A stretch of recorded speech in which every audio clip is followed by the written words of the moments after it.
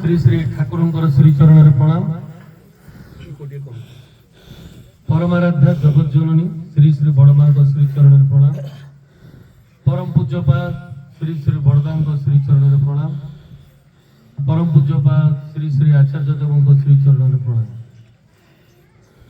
उपस्थित वरेण्य सम्मानस्पद श्री श्री ठाकुर पवित्र पांजाधारी ऋतिक देवता कर्मी देवता गुरुजन मंडली गुरुभ्राता मंडली भक्तिमती मात्र मंडली स्नेहर छोट छोट पिला समस्त को आज उत्सव भरी आनंद भरा विराट सुंदर सत्संग हार्दिक जय गुरु।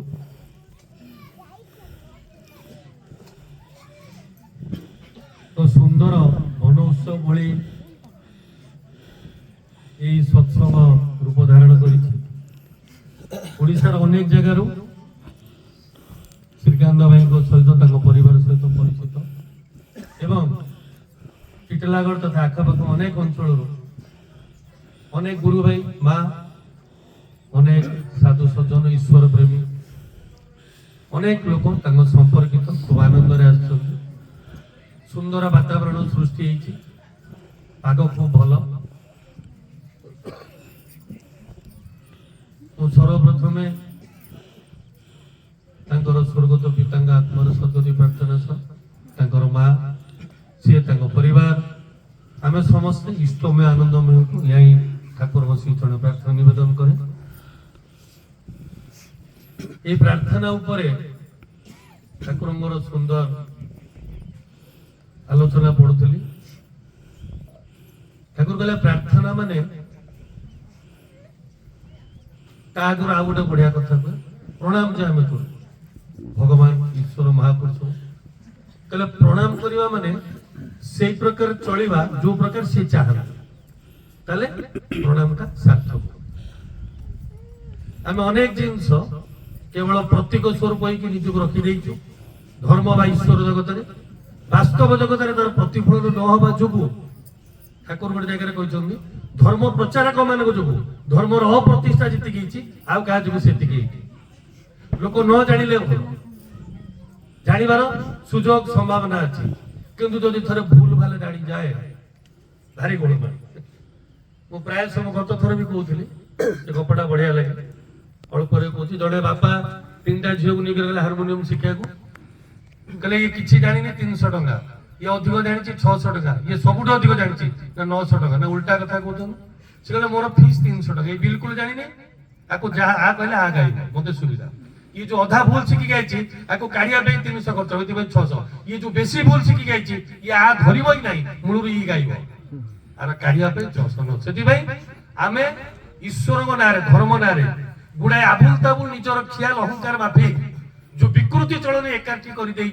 अनुष्ठान रूप देकर धर्मर चलन को बाद ठाकुर बारंबार कहते यदि धर्म आम जीवन चरित्र न फुटिला अनेक संस्था था अनेक मंदिर था अनेक वैज्ञानिक था कि हम ना जो महात्मा कहते जीवंत आदर्श कथा कहले जदि शास्त्र पुराण पढ़ी जाब भितर ईश्वर कौन साक्षात्कार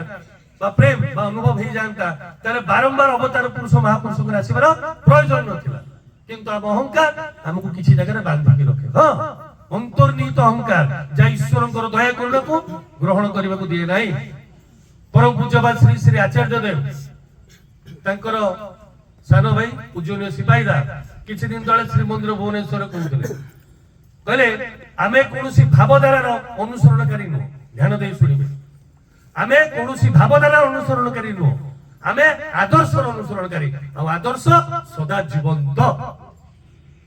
आदर्श फोटो हुए ना मूर्ति हुए ना विग्रह हुए नहीं आदर्श सदा जीवंत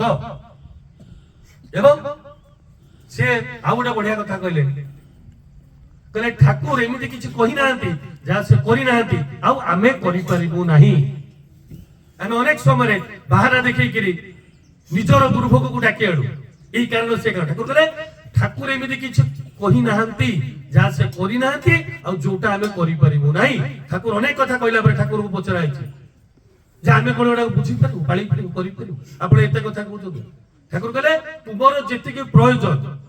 तुम्हें जेतिके पारिबो ताटो अधिक मु किछ कहिनी जदि से सृष्टिकर्ता ईश्वर बोली आमे कहूछु जे आमको सृष्टि करछथि से जानि ना हम कोन करि परबो न करि परबो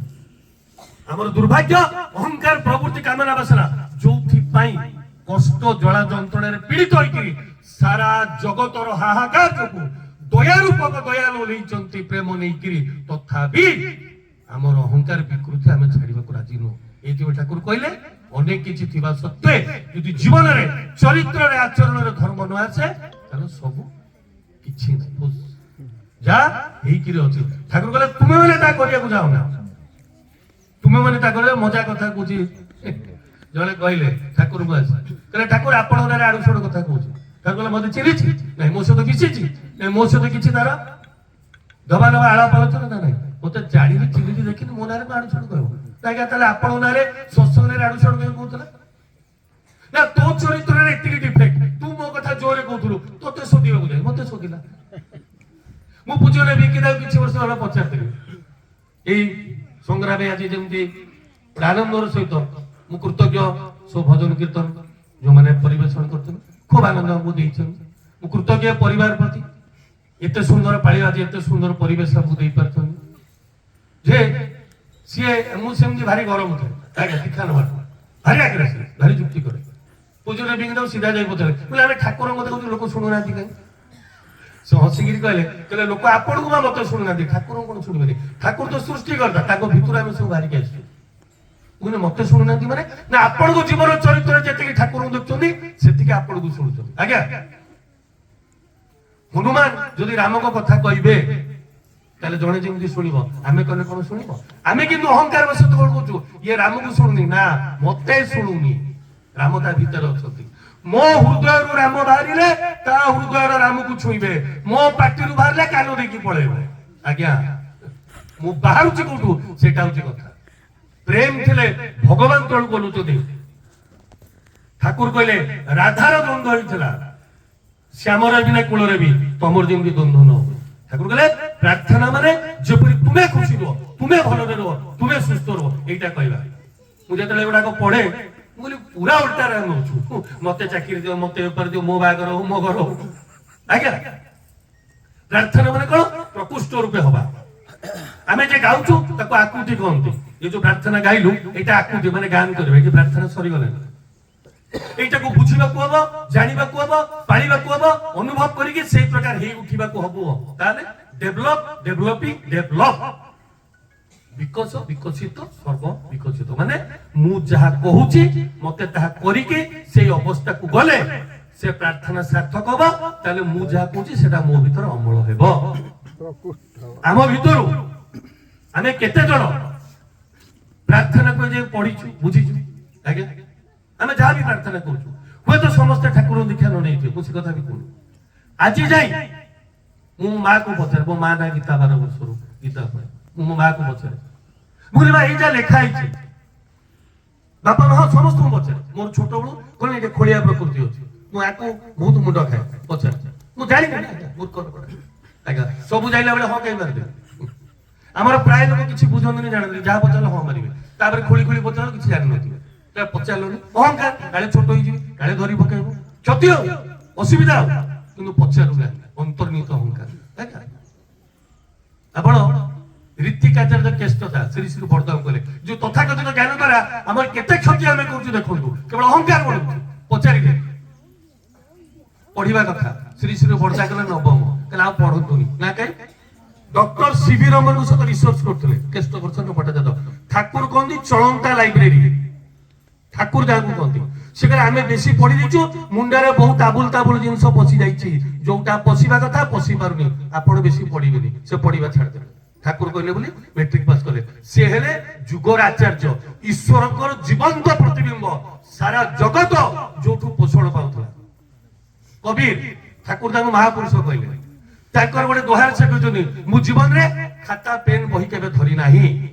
ठाकुर कहले महापुरुष आगे आगे जगतर बड़ बड़ साधक महापुरुष तांको पाखर आसी ईश्वर तत्व जानिले मो कहबा कथा या नो जे आमे पढिबानी मो कहबा कथा या जे आमे सीढ़ी को जता बेले छात हबिनु सेते बेले असुविधा ही जाय ए नाम विषय आपण सुनथिबे नाम कले आ बसिया हो नाम रु सृष्टि उत्पन्न होइछ आमे भी छोट बड़ सत्संग रु सुनिछु नाम कले सब हो पार पुणी ठाकुर को पचराई एत तो नाम कर कहीं होनी आज्ञा से पुणी ठाकुर कहले नामी प्रति अनुराग थे आज्ञा ठाकुर कहले कोटि जन्म करिले नाम संकीर्तन जो करूछु न हुए ब्रजेंद्र नंदन दर्शन एक बार हरि नाम जपिले एते पाप हरे जीवर साध्य नहीं एते पाप करि परिबो आमे प्रार्थना रे गाऊ नाम का कहूनी नाम जो गाए सोई तरे कल करे सब ना कायर क्लेश समय चक्र जेते दुख कष्ट सब नाश हो समस्त सुख मिलिबो समस्त आनंद मिलिबो किछि दुख रहइबोनी मु आत्म विश्लेषण कली कहले आमे तो एते दिन ला गाऊ आज्ञा तारे नाम ता कोठ गाइबा पाटिरु हृदय अंतरात्मा जदि मो हृदय भितर ठाकुर तो जागृत सत्य अनुसरण आरंभ सब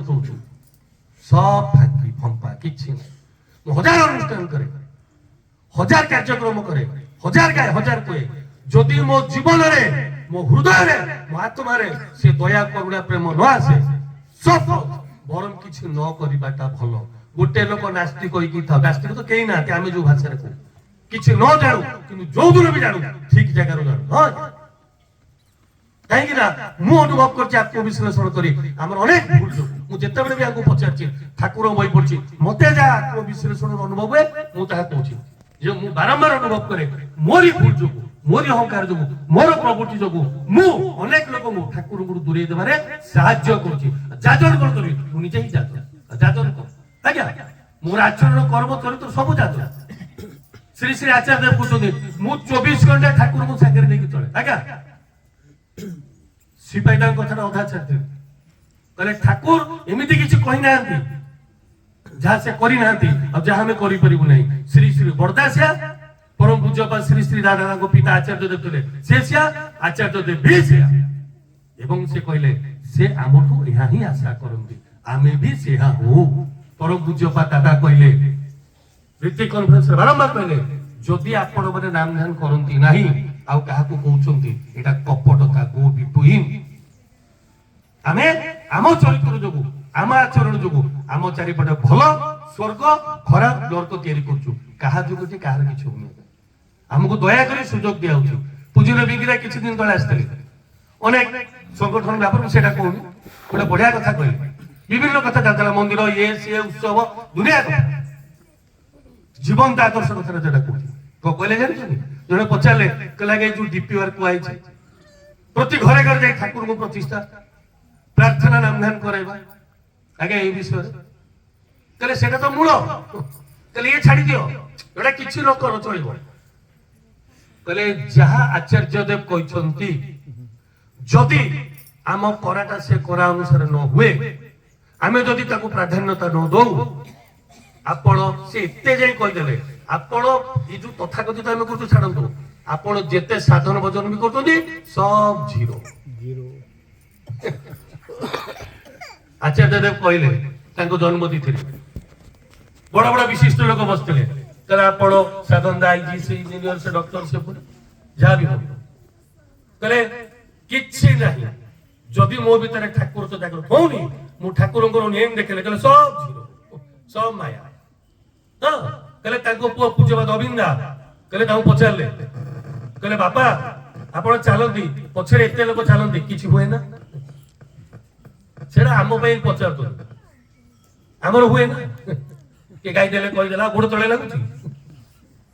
कोहा को केते बेले कोन कहि दउ ठीक नाही आज्ञा टिके दी चार जण भल पाइले आदर कला को भूली जाउछु जे आमे भलिया लोक आम द्वारा एमिति कर्म करी के आमे आसीछु आम जीवन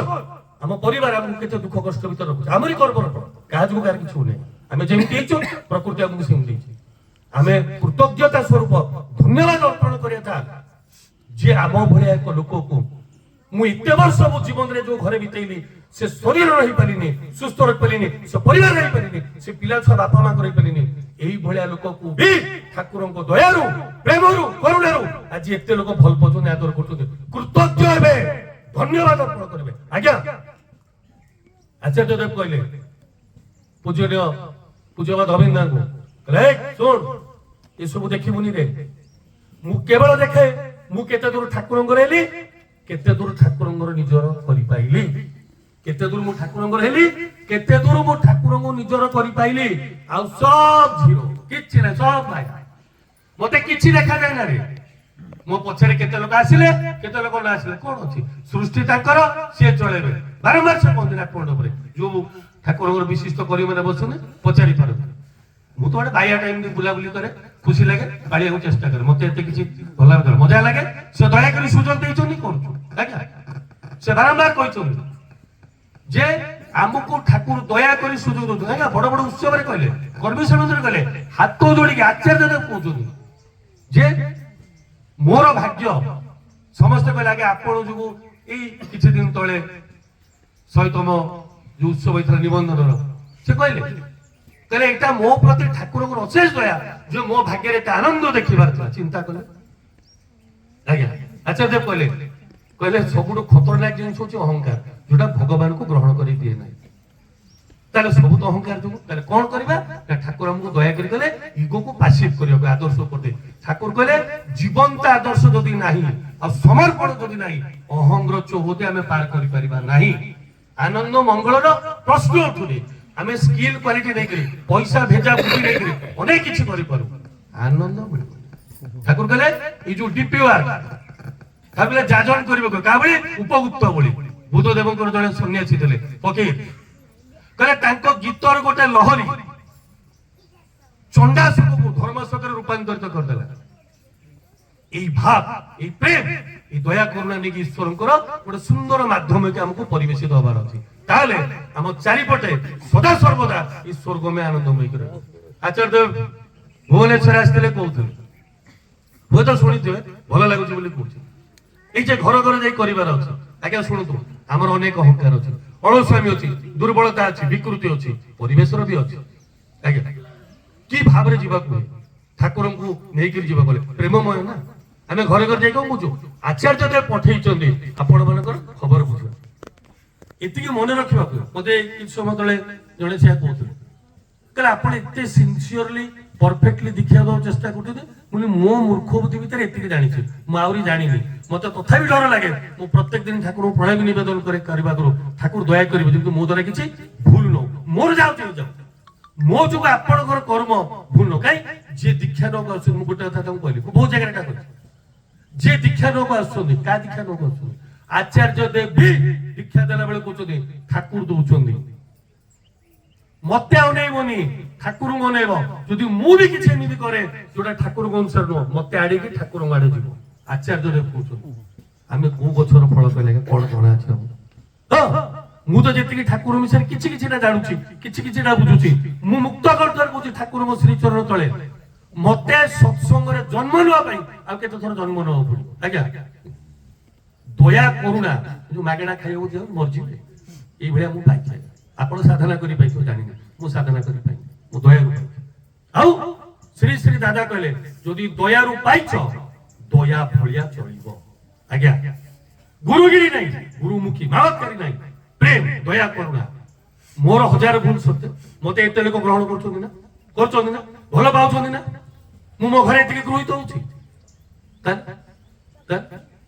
मते जदि एते लोक ईश्वर को भल पाइकी सोचोनी मु सहिबिनी माने तो मते भी के सहिबिनी परम पूज्य दादा कहले हां मते कहले तू भाबुछु जो जाणु जे जिंस होछि मु कोन जाणु मते भी जणा अछि मते भी लागे जे यार या करबी से करबी किंतु ठाकुर कहिसंदी मते दया करुणा करिबाकू पड़िबो कहले जदि दया करुणा भिक्षा कर ताले दया करुणा दबो जहा खाइबो ता हबिबो जदि दया प्रेम हमें खाउछु ताले घृणा अहंकार बाकी जहा जहा हम कहबाकू चाहू उठस ता माने हम खाइबारे गोळमाळ अछि हमें कानरे पुरी बाहर करछु भितर को न आगे जे निष्ठार सहित इष्टवृत्ति जप ध्यान प्रार्थना पृथ्वी गोटे लोक आनिबे ओपन चैलेंज करके कहछि निजर दयार अनुभव करे अहंकार बहादुरी ज्ञान ऊपर गोटे लोक को पृथ्वी पृष्ठ आनंद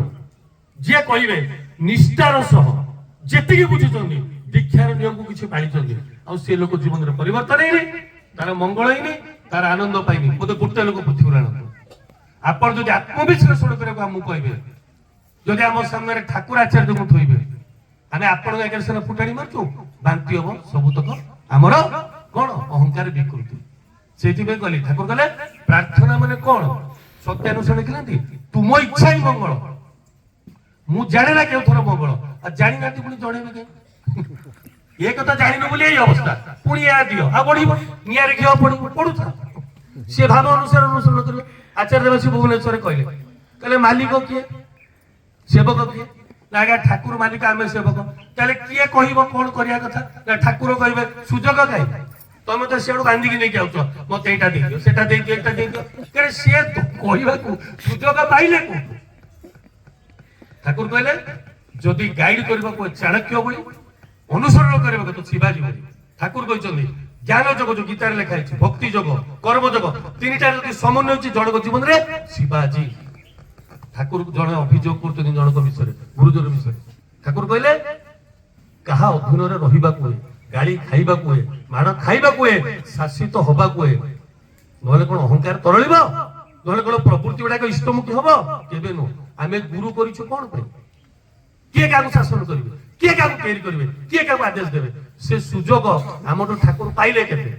ଆଜ୍ଞା ଆଜି ଆଚାର୍ଯ୍ୟ ଦେବ ତାଙ୍କୁ ପରମ ପୂଜ୍ୟ ବା ଶ୍ରୀ ଶ୍ରୀ ଦାଦା କହିଲେ ହସ୍ପିଟାଲରେ, ଆମେ ଥିଲୁ ଆଜ୍ଞା, ଶୁଣିଛୁ ସେଇଠି, କହିଲା ବେଳେ ଶୁଣିଛୁ ସେଇଠି ଥିଲୁ। ସେ ଦୟା କରିକିରି କହିଲେ ଆମେ ଅନ୍ୟମାନଙ୍କୁ ଜାଣିବା କଣ? ଶ୍ରୀ ଶ୍ରୀ ଦାଦା ତାଙ୍କୁ ଠାକୁର କହିଥିଲେ ଦେଖନ୍ତୁ ଆମେ କାହାକୁ ପାଇଛୁ, ତାଙ୍କ ଜୀବନ ଚରିତ୍ର କୋଉ ଭଳିଆ, ଆମେ କୋଉ ଭଳିଆ ହବା କଥା, ତାଙ୍କରି ଉଦାହରଣ ଦେଇ କହିଲେ ଶ୍ରୀ ଶ୍ରୀ ଠାକୁର ତାଙ୍କୁ କହିଥିଲେ ଅଗଣିତ ଦୀକ୍ଷା କରିବା ପାଇଁ, କାହିଁ? ଲୋକଙ୍କୁ ବଞ୍ଚେଇବା ପାଇଁ। ଶ୍ରୀ ଶ୍ରୀ ଦାଦାଙ୍କ ଦେହ ଅସୁସ୍ଥ, ସେ କହିଲେ ମୁଁ ଏଇ ଯାଇ ଆସିଲି। ତାପରେ ପରମ ପୂଜ୍ୟବାଦ ଆଚାର୍ଯ୍ୟ ଦେବ ପୂଜ୍ୟବାଦ ଅବିନ୍ଦ କହିଲେ ଆଗକୁ ଏକିରେ ଲଗ। ତା ମାନେ ପ୍ରତ୍ୟେକ ଲୋକ ଯେମିତି ଇଷ୍ଟବୃତ୍ତି କରିବେ, ଧ୍ୟାନ କରିବେ, ପ୍ରାର୍ଥନା କରିବେ, ଯଜନ ଯାଜନ କରିବେ। ଆଜ୍ଞା ଏଠି କିଛି ଆରମ୍ଭ ନାହିଁ, ଶେଷ ନାହିଁ। ଆମେ କାହାକୁ ଯାଜନ କରୁ, ଆମେ ବ୍ୟସ୍ତ ହେଇଯାଉ। ଦୀକ୍ଷା ନେଲାନି ସେଠି କଣ ସରିଗଲା? ଆଜ୍ଞା ମୁଁ ଭାବେ ମୁଁ କେତେ ଜନ୍ମ ଏମିତି ଆନନ୍ଦ ବଜାର ଖାଇ ପଳେଇଥିଲି। ଜନ୍ମ ଜନ୍ମାନ୍ତର ସାଧନା ପା। ତାହେଲେ ଆଜି ଯିଏ ଯାଉଛି ପଳେଇବ କୁଆଡେ? ଈଶ୍ୱର ଆଜ୍ଞା ସୃଷ୍ଟିକର୍ତ୍ତା। ଆଚାର୍ଯ୍ୟ ଦେବ କହିଲେ ଏ ଯୋଉ ବନିଶୀ ପଡେ, ସୂତା ମାଛ ବୁଲୁଥାଏ, ସୂତା ଲମ୍ବା ଛଡା ହେଇଛି ନା ଟାଣିବେନି? ଟାଣିବେନି ସେ ଆଜ୍ଞା, ତାଙ୍କର ଖାଇକି ପଳେଇବେ କୁଆଡେ? ତାହେଲେ ଆମେ ବି କେତେ ଲୋକଙ୍କ ଦ୍ଵାରା ଈଶ୍ୱରଙ୍କୁ ଭଲ ପାଇ ସେମାନେ ତାଙ୍କର ମାଧ୍ୟମ ଆମ ଭିତରେ ପ୍ରଚେଷ୍ଟା ଦେଇଛନ୍ତି ବୋଲି ଆଜି এই ଅବସ୍ଥାରେ ଆମେ ରାତାରାତି ହେଇଛୁ। ତାହେଲେ ଏତେ ବ୍ୟସ୍ତ ହବାର କଣ ଅଛି? ଦୀକ୍ଷା ନେଇଗଲା ସରିଗଲା, ଆରମ୍ଭ ହେଲା, ନ ନେଲା ସରିଗଲା। ଆପଣ ଦେଖିବେ ଗୋଟେ ବଢିଆ କଥା ଅଛି, ଜଣୁ ଯାଇଥିଲେ ଗଞ୍ଜାମ କିଛି ଜାଗା ଡିପି କହୁଥିଲେ, ସେ ମୁଁ ଶୁଣନ୍ତୁ ଆଜ୍ଞା, ଏ ଲୁହାର ସେ ଫେବ୍ରିକେଟର ସଲା ହେଲା ବହୁତ ଯାଜନ କରୁଛି, ଦୀକ୍ଷା ହଉନି ହଉନି ସେ ବହୁତ କଥା କହିଲେ, ମୁଁ ଶୁଣିଲି। ଖଟୁଛି ଲୋକଟା, ପରିଶ୍ରମ କରୁଛି, ନେଗେଟିଭ କହୁଛି, ବିକଳ ହେଇକିରି କହୁଛି। ମୁଁ କହିଲି ଭାଇ ଏ ଯୋଉ ଲୁହାରରେ ମୁଁ ତାକୁ ଦେଖୁଥାଏ, ମୁଁ କହିଲି କେତେଟା ହାତୁଡି ମାଇଲ ଭାଙ୍ଗିଲା? ନା 10ଟା ହାତୁଡି। ମୁଁ କହିଲି ଗୋଟେ ମାରି ଛାଡିଦେବି, 9ଟା ଯାଇ ମାରିବି, କହିଲା ଭାଙ୍ଗିବନି।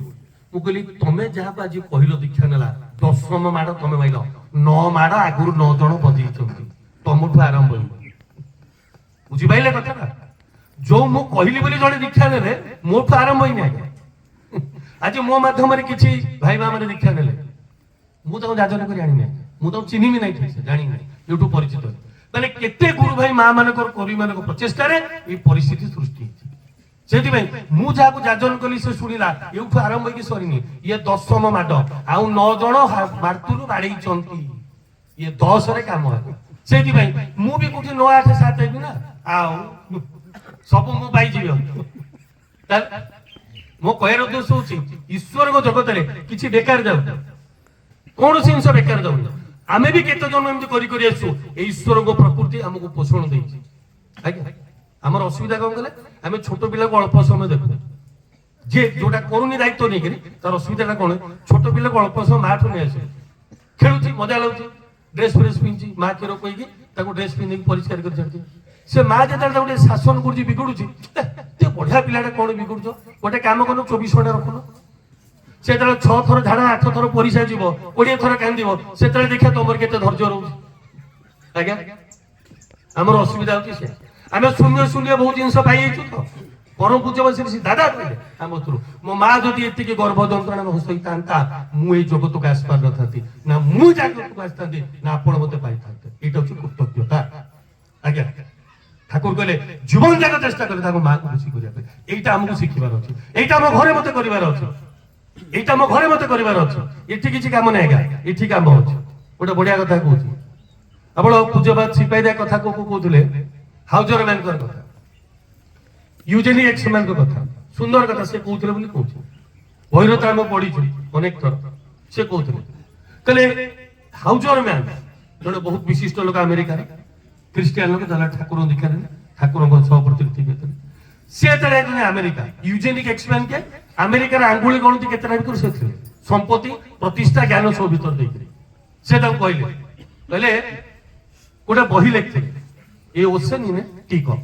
ଠାକୁରଙ୍କ ସମ୍ବନ୍ଧରେ ସେ କହିଲେ ବହି ଛାପିବନି ସେ ଭାରି ବାସ୍ତବବାଦୀ ଲୋକ ସେ ଭାରି ବାସ୍ତବବାଦୀ ଲୋକ ଏ ତ ପ୍ରତିଷ୍ଠିତ ଲୋକ କହିଲେ ମୁଁ ବହି ଛାପିବି ମାନେ ଲୋକ ଆକୁ ସିରିୟସଲି ନେବେ ମୁଁ ଏମିତି ଛାପିବି କାହିଁ ନା ଆପଣ ଯୋଉ ଲେଖିଛନ୍ତି ଏଇଟା ଗୋଟେ ଭଗବାନଙ୍କ ଚରିତ୍ର এটা ଗୋଟେ ମଣିଷର ଚରିତ୍ର ନୁହଁ ଯୋଉ ଯାଇ ମୁଁ ଜାଣିନି ମୁଁ ଆକୁ ଲେଖିବି ନାହିଁ ମୁଁ ନିଜେ ଦେଖିବି ଯାଇ ମୁଁ ଛାପି ପାରିବିନି ଏମିତି ବୋଲି ଆମ ଭଳିଆ ନୁହଁ ନାମ ପ୍ରେମରେ ଜଗତ ଜିତଉ ଶୁଣିଲୁ ଡେଇଁ ପଇଲୁ କହିଦେବେ ଘରେ ଦେଖିଲେ ବାଡିଆ ପିଟା ହଉଛି କିନ୍ତୁ ନାମ ପ୍ରେମରେ ଘରେ ଥିବା ଲୋକ ଜିତି ପାରୁନୁ ଆଉ ଜଗତ କୁଆଡେ ଜିତିଯିବ ମଜାରେ ଭୁଲ ଅର୍ଥରେ ନେବେ ବୁଝିପାରିଲେ ସମସ୍ତେ ଏହା ନୁହଁ ଶୁଣିକି ଫୋପାଡି ତାପରେ କଣ ହବ କହିଲେ ତାର ବି ଗୋଟେ ଫଳ ଅଛି ସେ ଜଣେ ଆମ ଭଳିଆ କୁହାଳିଆ ଲୋକ ପ୍ରବଚନ ଯଦି ସାଧନ ଭଜନ ନାହିଁ କାଳ ନାହିଁ ଆଗକୁ ପଳେଇ ଆସୁ ପ୍ରକୃତି କେମିତି ବାଡେଇବା ଆମକୁ ସୃଷ୍ଟି ଈଶ୍ୱରଙ୍କର ଆଜ୍ଞା ନିୟମ ସମସ୍ତଙ୍କ ପାଇଁ ଲାଗୁ କଣ ହବ ସେ ଜଣେ ପ୍ରବଚନ ଦଉଥିଲେ ତାଙ୍କ ସ୍ତ୍ରୀ ସେଦିନ ପଳେଇଛନ୍ତି ସେ ଯାଆନ୍ତିନି କି ଚାଲାକ ଲୋକ ନିଅନ୍ତିନି ଆମେ ଭାରି ଚାଲାକ ଲୋକ ଆଜ୍ଞା ଆମ ଘର ଲୋକଙ୍କୁ ବହୁତ ଜିନିଷ ବୁଝଉନୁ ବାହାର ଲୋକଙ୍କୁ ଭାରି ଜୋରେ କହୁଛୁ ଢାଳି ଦିଅ ଆମ ଘରୁ ଆଜ୍ଞା ଢାଳୁ ଆମେ ଯାହାଙ୍କ ଫଟୋ ଦଉଛୁ ସେ ଆଗେ ନିଜକୁ ଢାଳିଛନ୍ତି ତାପରେ ଭିକ୍ଷା କରିଛନ୍ତି ସେ କହନ୍ତି ସେ କରନ୍ତି ବି ସେ ଆଚାର୍ଯ୍ୟ ବୁଲୁଥିଲେ ଦୀକ୍ଷା ପାଇଁ ଏଇନା ପୁଣି ଆସିବେ କିଛି ଦିନ ପରେ ଦୟା କରିକିରି ବିଭିନ୍ନ କେନ୍ଦ୍ର ମନ୍ଦିର ପାଇଁ ଗୋଟେ ଦିନ ବି ଦେଓଘର ଗଲେ ତାଙ୍କ ଧର୍ମ ପତ୍ନୀ କହିଲେ ଗୋଟେ ଦିନ ବି ଯୋଉ ପ୍ରଣାମ କରିକି ଯିବେ ସମୟ ନଷ୍ଟ ହବନି ଚାରିଆଡୁ ଭାରତରୁ କିଛି କିଛି ଲୋକ ଯାଜନ କରି ବୌରାଣୀ ମା ଡକେଇଲେ ଲୋକଙ୍କୁ ବୌରାଣୀ ମା ଛୋଟ ଛୋଟ ଥାନ୍ତି ତାଙ୍କ ସନ୍ତାନ ଅନ୍ୟମାନଙ୍କୁ ନେଇକରି ତାଙ୍କ ଆଖପାଖ ଲୋକ ଗାଁ ଗାଁ ବୁଲିଲେ ଆଜ୍ଞା ଆମ ଘରୁ ବୁଲିବେ କାହିଁ କାହିଁ ତାଙ୍କର କିଛି ଦରକାର ନାହିଁ ସେ ବୁଲୁଛନ୍ତି ଆମର ସବୁ ଦରକାର ନ କଲେ ହଇରାଣ କଷ୍ଟ ପାଇଁ ସେଉଠୁ ବୁଲି ବୁଲିକି 3000 ଦୀକ୍ଷା କରେଇଥିଲେ ଆଜି ବି ବୁଲୁଛନ୍ତି ଆଜି ବି ମା ବୁଲୁଛନ୍ତି ତାକୁ ଛୁଆ ବୁଲୁଛନ୍ତି ସେ ପ୍ରଥମେ କରନ୍ତି ତାପରେ କହନ୍ତି ଆମର ଅସୁବିଧା ହଉଛି କଣ ନା ଆମେ ଆଗେ କରିବାକୁ ଆସୁ ଶୁଣିଦେଲୁ କପି ବାଡେଇ କରି ତେଣୁ ସିଏ ହେଇକିରି କହୁଛି ତମେ ସେ ହେଇକିରି କୁହ ନହେଲେ ଗ୍ରହଣୀୟ ହବ ଯୋଉଟା ପୂଜନ ବିକିନା ମତେ କହିଲେ ଆମ ଭିତରେ ସେ ଠାକୁରଙ୍କୁ ଦେଖୁନି ସେ ତମେ ଗ୍ରହଣ କରୁନି ସିଏ ୟୁଜେନିକ୍ ଏକ୍ସମ୍ୟାନ ସେ କହିଲେ ମୁଁ ଯାଇ ଦେଖିବି ଠାକୁରଙ୍କୁ ଦେଖିଲି ସେ ପୂଜବାଦ ସିପାହୀଦା କହିଥିଲେ ମୋର ଆଜି ଯାଇ ମନେ ଅଛି କହିଲେ ୟୁ ଆର୍ ଏକ୍ସାଲଟେଟିଂ ମାନେ ଆପଣ ଅତିରଞ୍ଜିତ କରି ଲେଖିଛନ୍ତି ଯେତେବେଳେ ପ୍ରଥମେ ପଢିଥିଲେ ହାଉଜର ମ୍ୟାନଙ୍କଠୁ ବହିଟା ୟୁଜେନିକ୍ ଏକ୍ସମ୍ୟାନ କଲେ ଆପଣ ବହୁତ ଅତିରଞ୍ଜିତ କରି ଲେଖିଛନ୍ତି ଆଣ୍ଡ ଭେରି ପର୍ଟିକୁଲାର ସିପାହୀଦା ଆନନ୍ଦର ସହିତ କହୁଥାନ୍ତି କହିଲେ ଯେତେବେଳେ ଆସି ଠାକୁରଙ୍କୁ ଦେଖିଲେ ରହିଲେ ଅନୁଭବ କରିଲେ କଣ କହିଲେ ୟୁ ନୋ ନଥିଙ୍ଗ ଏବାଉଟ ଠାକୁର ଆପଣ ଠାକୁର ବିଷୟରେ କିଛି ଜାଣିନାହାନ୍ତି ଇଏ ହଉଛି ଅନୁଭବ ଶୁଣା ଦେଖା କୁହା ଆଉ ପାଳନ ଭିତରେ ଅନୁଭବ ଅଛି ସେ ଲୋକଟି ପ୍ରବଚନ ଦିଏ ଦିନେ ତାଙ୍କ ଧର୍ମ ପତ୍ନୀ ପଳେଇଲେ କଣ ଏତେ ଲୋକ ଆମକୁ ଶୁଣୁଛନ୍ତି ଗଲା ବେଳକୁ ସାତ୍ବିକ ଆହାର ସାତ୍ବିକ ଖାଦ୍ୟ ସବୁ ଶୁଣୁଛନ୍ତି ଆମ ଭିତରେ ଆମେ ଅନେକ ଅଛୁ ବହୁତ ଜୋରରେ ଲୋକଙ୍କୁ ଘରେ ଯାଇ କହୁଛୁ କିନ୍ତୁ ଏକ ଆମ ନିଦ ଭାଙ୍ଗୁନି ଆମ ଘରେ ବହୁତ ଶୋଇଛନ୍ତି ତାଙ୍କ ନିଦ ଭଙ୍ଗେଇ ପାରୁନି ମୋହଗ୍ରସ୍ତ ଘରେ ଧୂତରାଷ୍ଟ୍ର ବାହାରେ ବିଦୁର ହେଇଗଲୁ ଆଜ୍ଞା ସେଠି ଆମେ ଗ୍ରହଣୀୟ ହଉନୁ ଆମକୁ ଶୁଣିବା ଲୋକ ବି ସେଇଭଳି ଆଚାର୍ଯ୍ୟ ଦେବ କହିଲେ ଯେତେବେଳେ ନ କରା ଥାଇକି କୁହା ହବ କହିଲେ ସେ ଯୋଉ ଗପ ନାହିଁ ରାଜା କହିଲେ ଗୋଟେ କ୍ଷୀର ପୋଖରୀ ହବ ସବୁ କହିଲେ ସମସ୍ତେ ତ କ୍ଷୀର ପକେଇବେ ଆମେ ବାଲ୍ଟିଏ ପାଣି ପକେଇଲେ କଣ ଅସୁବିଧା ହଉଛି ସକାଳେ ଦେଖିଲେ ଟୋପାଏ କ୍ଷୀର ନାହିଁ ଆମ ଅବସ୍ଥା ପ୍ରାୟ ଟିକେ ସେଇଭଳିଆ ହେଇଯାଇଛି ମୁଁ ତାକୁ ଅନୁଛି ସେ ତାକୁ କହୁଛି ମତେ କୁହାହେଇଛି ଯେତେବେଳେ ଠାକୁର ଅନେକ ବାଣୀ ଦଉଛନ୍ତି ଜଣେ ପଚାରିଲେ କହିଲେ ଆପଣ ଯେ ଏତେ ବାଣୀ ଦଉଛନ୍ତି ପାଳିବ କିଏ କରିବ କିଏ କାହା ପାଇଁ ଦଉଛନ୍ତି ସେମିତି ଲୋକ କାହାନ୍ତି ଶ୍ରୀ ଶ୍ରୀ ଠାକୁର ସମସ୍ତଙ୍କୁ ପଚାରିଲେ ଆମ ଭଳିଆ ସବୁ ଜ୍ଞାନୀ ଥିଲେ ସମାଜ ପାଇଁ ଜଗତ ପାଇଁ ମତେ ଛାଡିକି ସବୁ ପାଇଁ ବ୍ରାକେଟରେ ଠାକୁର କହିଥିଲେ କିନ୍ତୁ ଦୀକ୍ଷା ନେଲା ବେଳେ ମୁଁ ସଂକଳ୍ପ ନଉଛି ତୁମକୁ ପ୍ରତିଷ୍ଠା କରିବା ମୋ ଜୀବନର ଯଜ୍ଞ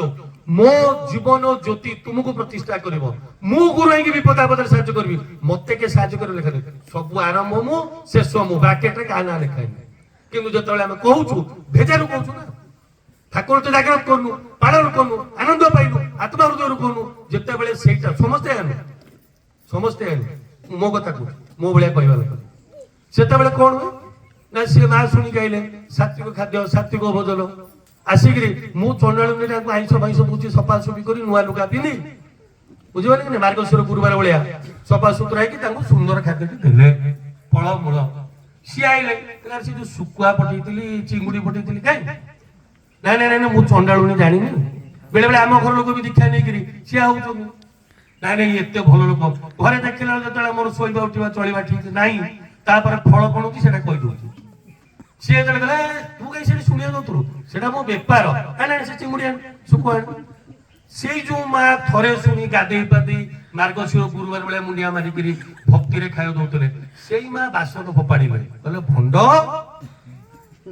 ଆମ ଅବସ୍ଥାଟା ଇଏ ହେଇଯାଉଛି। ଆମେ ଯାହାକୁ ପାଇଛୁ ସେ ନିଜେ କରିଲେ ନିଜ ଜୀବନର ଗରଜରେ ପ୍ରେମର ଗରଜରେ ତାକୁ କାନ୍ଦି କାନ୍ଦି କହନ୍ତି ଯେ ମୋ ପ୍ରାଣର ଗରଜ ଯୋଗୁ ମୁଁ କହିବା ପାଇଁ କହୁନି ସମସ୍ତଙ୍କୁ ହାତ ଯୋଡି କହୁଛନ୍ତି ଲୋକଙ୍କୁ ଆଣ ଲୋକଙ୍କୁ ଏତିକି ପାଳନ କର ବଞ୍ଚି ଯାଆନ୍ତୁ। କାହିଁ ଆମ ମାନଙ୍କ ଦୁଃଖ କଷ୍ଟ ପ୍ରାଣର ଚିତ୍କାର ସେଠି କମ୍ପନ ସୃଷ୍ଟି କରିବା ଯୋଗୁଁ ସେ ଦୟା କରିକି ଆସନ୍ତି। ଏବଂ ଗୋଟେ ବଢିଆ କଥା ପ୍ରାୟ ସମୟ ବାରମ୍ବାର କହେ ଭଲ ଲାଗେ ମତେ ଯେ ଆଦର୍ଶ ଜୀବନ୍ତ ହେବା କଥା। ଆପଣ ବହୁତ ବିଶିଷ୍ଟ ଲୋକ ମୁଁ ନାଁ ଫାକୁନି ବହୁତ ସମୟ ପଳେଇବ ତାଙ୍କ ଜୀବନରେ ସେମାନେ କହିଛନ୍ତି ଅନେକ ଅନୁଭବରୁ ଅନେକ ମନୋବିଜ୍ଞାନୀ ଅନେକ ବୈଜ୍ଞାନିକ ମୁଁ ନାଁ କହୁନି ବହୁତ ସମୟ ପଳେଇବ କୌଣସି ମନ୍ଦିର ମନେ ରଖିବେ କୌଣସି ବହି ଠାକୁର ଆଲେକ୍ସିସଙ୍କର କୋଟେସନକୁ ଦେଖିକି ବି କହିଛନ୍ତି କୌଣସି ଅନୁଷ୍ଠାନ କାହା ଜୀବନକୁ ତିଆରି କରିପାରିବ ନାହିଁ। କାହିଁ କହିଲେ ମନୁଷ୍ୟ ହଉଛି ଜଗତର ସର୍ବଶ୍ରେଷ୍ଠ ପ୍ରାଣୀ। ଗୋଟେ ଜୀବନ୍ତ ଗୋଟେ ବହି ଗୋଟେ ଅନୁଷ୍ଠାନ ଗୋଟେ ମନ୍ଦିର କାହାକୁ ଗାଇଡ କରିପାରିବ ନାହିଁ। ଜୀବନ୍ତ ଭଗବାନ ଜୀବନ୍ତ ମହାପୁରୁଷ ତାଙ୍କୁ ପ୍ରେମ କଲେ ତାଙ୍କ ଦୟା କରୁଣାରୁ ସେଇ ଭାବ ସୃଷ୍ଟି ହୁଏ। ସେ ଭାବର ଜୀବନଟା ଧୀରେ ଧୀରେ ସେଇ ପ୍ରକାର ହେଇ ଚାଲେ। ସେଇଥିପାଇଁ ଆପଣ ଆମକୁ ଅନେକ ବି ଦେଖୁଥିବେ ଆମେ ସତ୍ସଙ୍ଗରେ ଅଛୁ ବି କାମ କରୁଛୁ ବି ଆମକୁ ଦୟାକରି ସୁଯୋଗ ଦିଆହେଇଛି ବି କିନ୍ତୁ ଆମ ଅହଙ୍କାର ଯୋଗୁ ଆମ ପ୍ରବୃତ୍ତି ଯୋଗୁ ଆମେ ସୀମା ପାର କରି ଯାଉଛୁ ହଇରାଣ ହଉଛୁ। ସେ ବଢିଆ କଥା ଯୋଉ କହୁଥିଲି ଜଣେ ଏଟା ବିଶ୍ୱାସର କଥା ଭକ୍ତିର କଥା ଆଚାର୍ଯ୍ୟ ଦେବ କହୁଥିଲେ ଯେ ଏ ଯୋଉ ବିପିବାର କଥା ଭୁବନେଶ୍ୱରରେ କହିଲେ କହିଲେ ଜଣେ ଖ୍ରୀଷ୍ଟିଆନ ଧର୍ମ ଯାଜକ ମାନେ ପାଦ୍ରୀ ସେ ଦେବତା ଜଣକ ଈଶ୍ୱରଙ୍କର ପ୍ରତିନିଧି ହେଇକି ଗୋଟେ ରାଜା ପାଖକୁ ଯାଉଥିଲେ କୋଉ ଭାବ ନେଇକି ଯିବାକୁ ଯାଉଥିଲେ ଏବଂ ଯାଇକରି ସେ ପ୍ରଭୁ ଯୀଶୁଙ୍କ କଥା କହନ୍ତି ସେ ରାଜା ଗାଳି ଦିଅନ୍ତି ଛେପ ପକାନ୍ତି ବହୁତ ଅପଦସ୍ତ କରନ୍ତି ମାନେ କି ମାନସିକତା ନେଇ ମତେ ଆଚାର୍ଯ୍ୟ ଈଶ୍ୱରଙ୍କ କଥା ନେଇ ଯୋଗ ସେ ସେଟା କଲା ପରେ କହୁଛନ୍ତି ଆଜ୍ଞା ସେ ଉପଦେଶ ଦଉନାହାନ୍ତି ଜ୍ଞାନ ଦଉନାହାନ୍ତି ତାଙ୍କ ଜୀବନର ଅନୁଭବ ସେ ପାଇଥିବା ଈଶ୍ୱରଙ୍କ ଦୟାକୁ ଦୟା କରିକି ଆମକୁ କହୁଛନ୍ତି ଆମକୁ ବଞ୍ଚିକି ଆନନ୍ଦ ଦେବା ପାଇଁ। ସେଉଠୁ ସିଏ ଅନେକ ଦିନ ପରେ ସେ ରାଜା ଜଣକ ସେ ପାଦ୍ରୀ ଦେବତାଙ୍କ ଯେ ଧର୍ମଯାଜକ ତାଙ୍କ ପାଦ ତଳେ ପ୍ରଣାମ କରି କହିଲେ କହିଲେ ଭାଇ କୋଉ ଧାତୁରେ ତିଆରି ଯାଇଛ ନା କାହିଁକି ନା କୋଉ ଧାତୁରେ ତମେ ତିଆରି ଯାଇଛ ମତେ କହିବ ନା କାହିଁକି ନା ଭାଇ ମୁଁ ଏତେ ଗାଳି ଦଉଛି ଏତେ ନିନ୍ଦା କରୁଛି ତମ ଆଖି ଭିତରେ ଯୋଉ ପ୍ରସନ୍ନତା ମତେ ଈର୍ଷା ସୃଷ୍ଟି ହଉଛି ଆଜ୍ଞା ତମ ଆଖି ଭିତରେ ଯୋଉ ପ୍ରେମ ଯୋଉ ଆନନ୍ଦ ଯୋଉ ପ୍ରସନ୍ନତା ମାନେ ମୋର ବିକୃତି ତମକୁ କିଛି ପ୍ରଭାବ ପକଉନି ତମେ ଭାଇ କୋଉ ଧାତୁରୁ ତିଆରି ଯାଇଛ କଣ ନେଇକି ଯାଇଛ ସେ ପଦିଏ କହି ହସି ହସି ପଳେଇବ କହିଲେ ମୋ ପ୍ରଭୁ ପ୍ରେମୀ ଆଉ ଦୟା ଆନନ୍ଦରେ ମତେ ସଦା ରଖିଛନ୍ତି। ପରମ ପୂଜ୍ୟବାଦ ଆଚାର୍ଯ୍ୟ ଗୋଟେ ବିରାଟ କଥା କହିଲେ ଆମ ସମସ୍ତଙ୍କ ପାଇଁ ମୋ ପାଇଁ ଶିକ୍ଷଣୀୟ ବୋଲି କହୁଛି। ପୁରୀ ଆସିଥିଲେ କିଛି ଦିନ ତଳେ ଆମ ଆଦର୍ଶ କୋଉ ଭଳିଆ ଆମ ଆଦର୍ଶ ପ୍ରତିବିମ୍ବ ଜୀବନରେ ଆଚାର୍ଯ୍ୟ ଦେବ କୋଉ ଭଳିଆ ଦେଖୁଥିଲେ କହିଲେ ମତେ ଜଣେ ଗୋଟେ ଗାଡିରେ କଥା କଲେ ମୋ ମନକୁ ଆଘାତ ଲାଗିଲା ଆମେ ସାଙ୍ଗେ ସାଙ୍ଗେ କଣ କହିବୁ ଯେ ନେଗେଟିଭ ସାଙ୍ଗେ ସାଙ୍ଗେ ସେ ଲୋକ ବିଚାର ରଖେନି ଜଣେ ମହାପୁରୁଷ ତାଙ୍କୁ ଆଘାତ ଦେଲା କିନ୍ତୁ ମୁଁ ଆଚାର୍ଯ୍ୟଙ୍କର ଆତ୍ମବିଶ୍ଳେଷଣ ତାଙ୍କର ଠାକୁରଙ୍କ ସହିତ ସମ୍ପର୍କଟା କୋଉ ଭଳିଆ ଦେଖୁଛି ମୁଁ ମୋର ବହୁତ ଭୁଲକୁ ଚେଷ୍ଟା କରୁଛି ସଜାଡିବା କହିଲେ ଠାକୁର ପାଖରେ ସେ ବସିକି ଚିନ୍ତା କରୁଛନ୍ତି ଠାକୁର ମୁଁ ମୋର ମନଟାକୁ ସମ୍ପୂର୍ଣ୍ଣ ଆପଣଙ୍କୁ ଗ୍ରାସ କରିବାକୁ ଦେଇନି ଚିନ୍ତା କର ଠାକୁର ମୁଁ ମୋର ମନଟାକୁ ଆପଣଙ୍କୁ ସମ୍ପୂର୍ଣ୍ଣ ରୂପେ ଗ୍ରାସ କରିବାକୁ ଦେଇନି ଗୋଟେ ଲୋକକୁ ମୋ ମନରେ ଆଘାତ କରିବାକୁ ସୁଯୋଗ ଦେଲି ମାନେ ମୋ ମନରୁ କିଛି ବାକି ଥିଲା ବୋଲି ତ ଲୋକଟା ଆଘାତ କରିପାରିଲା ଆଜ୍ଞା ଆମ ଭିତରେ କାମନା ବାସନା ଅହଙ୍କାର ନିଆଁ ଅଛି ବୋଲି ଝିଅଟା ପଡିଲେ ଜଳୁଛୁ ନା ନହେଲେ ଆମେ ଡେଉଛୁ କାହିଁ ଡରୁଛୁ କାହିଁ ଆଜ୍ଞା ଯଦି ମୁଁ ପ୍ରେମର ବରଫ ହେଇଯାଏ ପକା କେତେ ଘିଅ ପକେଇବୁ ତା ଘିଅ ବରଫ ହେଇଯିବ ମୁଁ କାହିଁ ଡରିବି ଆଜ୍ଞା ଠାକୁର ମୀରାବାଇ ବିଷୟରେ କହିଲେ ପ୍ରହ୍ଲାଦ ବିଷୟରେ କହିଲେ ଆମକୁ କୁଆଡେ ଯିବାର ଅଛି, କଣ କରିବାର ଅଛି, ଏଟା ଜାଣିବାର ଅଛି। ଆମର ଅସୁବିଧା ହଉଛି ସେଟା। এই ইষ্ট কর্ম ভিতর ଦେଇକି ଅନେକ ପ୍ରକାର କର୍ମଫଳ ଘଟେ। ଯଦି ଆରମ୍ଭ କରିବି, ଯଦି ଘଟଣା କହିବି, ଶେଷ ନାହିଁ। ମୁଁ ସେପଟକୁ ବେଶୀ ଯିବାକୁ ଚାହୁଁନି। କାହିଁକି? ପ୍ରତ୍ୟେକ ଲୋକ ଜୀବନରେ, ମୁଁ କେବଳ ଦୀକ୍ଷା ନେବା କଥା କହୁନି, ପ୍ରତ୍ୟେକ ଲୋକ ଆମେ ଜଗନ୍ନାଥ ଦେଶର ଲୋକ, ଆମେ ଗର୍ବିତ, ଆମେ ଓଡିଶାରେ ଜନ୍ମ ନେଇଛୁ। ଜଗନ୍ନାଥ ଦେଶ, ଆପଣ ବାହାରେ ଯୁଆଡେ ଯିବେ ଲୋକ କହନ୍ତି, ଓଡିଶା କହନ୍ତି, ଆପଣ ଜଗନ୍ନାଥ ଦେଶ କଲେ ଜାଣିବେ ପୁରୁଷୋତ୍ତମଙ୍କ ଦେଶର ଲୋକ। ଏଠି ଜନ୍ମ ନେବା ପାଇଁ ସ୍ୱୀକୃତି ଦରକାର, ଭାଗ୍ୟ ଦରକାର, ପୁଣ୍ୟ ଫଳ ଦରକାର। ଆମ ନାଁ ପାଖରେ ଗୋଟେ ଗୋତ୍ର ଅଛି। ଆଜି ଦୁର୍ଭାଗ୍ୟ କଣ ହେଇଛି କହିଲେ, ଆମେ ତଥାକଥିତ ପଇସା ଜିନିଷ ଗୋଟେଇବାକୁ ଯାଇକି, ଗୋଟେ ବଢିଆ କଥା କହୁଛି, ଏଡିସନ ବୋଲି ଜଣେ ବହୁତ ବଡ ବୈଜ୍ଞାନିକ ଇଲେକ୍ଟ୍ରିସିଟିର ଆବିଷ୍କାର କରିଥିଲେ। ଦିଟା ବଢିଆ କଥା କହୁଛି, ସେ 700 ଥର ଗବେଷଣା କରିସାରିଥିଲେ। ଲାଷ୍ଟକୁ ସମସ୍ତେ ଛାଡିକି ପଳେଇଲେ, ତାକୁ ପାଗଳ ବୋଲି କହିଲେ। ତାଙ୍କୁ କୁହାହେଲା, ସେ କହିଲେ ମୁଁ 1000 ଥର ଭାବିଛି, ଆଉ 300 ବାକି ଅଛି। ମୁଁ 700 ପ୍ରକାର ବାଟ ଜାଣିଲି, ମୁଁ ବାଟ ଦେଇକି ଏଇଟା ହେଇପାରିବ ନାହିଁ, ମୋର ଜ୍ଞାନ ହେଲା, କିଛି ଅସୁବିଧା ହେଇନି, ମୋର କିଛି କ୍ଷତି। ସେ ଆବିଷ୍କାର କରିଥିଲେ ଯୋଉ ଇଲେକ୍ଟ୍ରିସିଟି ଆମେ ପାଉଛୁ। ଇଏ ଗୋଟେ କଥା ଶିଖିବାର କଥା। ଆଉ ଗୋଟେ କଥା କହୁଛି, ଜୀବନ୍ତ ଆଦର୍ଶ ନହେଲେ କଣ? ଠାକୁର କହିଲେ ରାଣା ପ୍ରତାପ, ଯଦି ଆପଣ, ମୁଁ ଯାଇଛି ରାଜସ୍ଥାନ, ଆମ ଘର ସେଇପଟେ, ମୁଁ ଦେଖିଛି ସେ ମ୍ୟୁଜିୟମରେ କିଛିଟା ଇତିହାସ ଶୁଣିଛି ତାଙ୍କ ବିଷୟରେ। ସେ ଯୋଉ ଖଣ୍ଡାକୁ ଧରିକିରି ପବନରେ ବୁଲଉଥିଲେ, ତାକୁ କିଛି ଲୋକ ଟେକନ୍ତି, ତାଙ୍କ ଗୋଟେ ଖଙ୍କାରରେ ଗୋଟେ ସୈନ୍ୟବାହିନୀ ଗୋଟେ ସୈନ୍ୟବାହିନୀ ଉପରୁ ଡେଇଁ ପଡେ। ଏତେ ପୁରୁଷ, ଏତେ ଏନର୍ଜି, ଏତେ ଦେଶପ୍ରିୟ, ଜୀବନରେ ଆଦର୍ଶ ନଥିଲା, ଅଧା ଜୀବନ ଜଙ୍ଗଲରେ ଭଟକି ଭଟକି ପଡିଲା। ଇତିହାସ ଦେଖୁ, ଶିବାଜୀ କିଛି ନଥିଲା, କିଛି ନଥିଲା, ବ୍ଲାଇଣ୍ଡଲି ଗୁରୁଙ୍କ ଅନୁସରଣ ଏବଂ ଇତିହାସ ସୃଷ୍ଟି କରିଦେଇକି ପଡିଲା। ଠାକୁର କହିଲେ ଭକ୍ତି ଯୋଗ, ଜ୍ଞାନ ଯୋଗ, କର୍ମ ଯୋଗ, ତିନିଟା ସମନ୍ୱୟ ଶିବାଜୀ ଭିତରେ ହେଇଛି। ଯଦି ଅନୁସରଣ করে କେବେ ଶିବାଜୀ ଭଳିଆ ଗୁରୁଙ୍କୁ ସେଫ ରଖି ନିଜେ ଆଗକୁ ଯିବାକୁ। ଆମର କିନ୍ତୁ ଭୁଲ ହେଇଯାଉଛି କଣ, ଆମେ ସଦାବେଳେ ତାଙ୍କୁ ବ୍ୟବହାର କରିବାକୁ ଚେଷ୍ଟା କରୁଛୁ, ମଙ୍ଗଳ ପାଇଁ ନୁହେଁ, କାମନା ବାସନା। ଆଜ୍ଞା, ସେଇଥିପାଇଁ ଆମର ଅବସ୍ଥା। ନହେଲେ ମୁଁ ଟିକେ ପଛକୁ ଯାଆନ୍ତି, ଆମେ ତଥାକଥିତ ଏବେ ଅନେକ ମନ୍ଦିର ଯାଉଛୁ, ଟିକେ ଭାବିକି ଦେଖୁନାହାନ୍ତି, ଗୀତାର